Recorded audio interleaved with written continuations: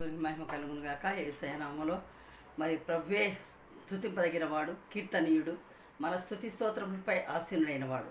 కాబట్టి మన యెరూషలేము దేవాలయాన్ని బట్టి, అక్కడ ప్రజానీకాన్ని బట్టి, ఇశ్రాయేలును బట్టి మనం నిత్యం ప్రార్థించవలసిన వారమై ఉంటూ ఉన్నాం. చూడండి, మరి యెరూషలేము యెహోవాను, సీయోను నీ దేవుని కీర్తించుము, కొనియాడుము, ఆనందించు వాడని దేవునికి స్తోత్రము గానము చేయుటయే మంచిది.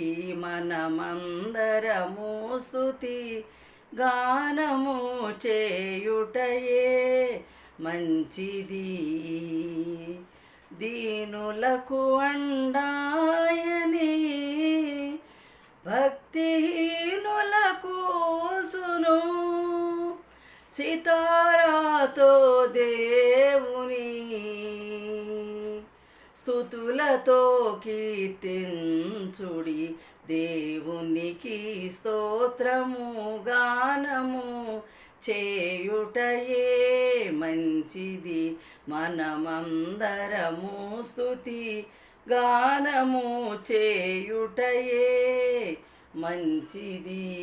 హల్లెలూయా. దీనులకు అండ ఆయనే కదా, మరి దీనులను కాచి కాపాడువాడు ఆయనే, దిక్కులేని వారికి దిక్కు ఆయనే. మరి మిమ్మల్ని అనాథలుగా విడవను ఎడబాయనన్న తండ్రి మనకు నిత్యము తోడుగా ఉంటూ ఉన్నాడు. దేవునికి స్తోత్రం కలుగునుగాక.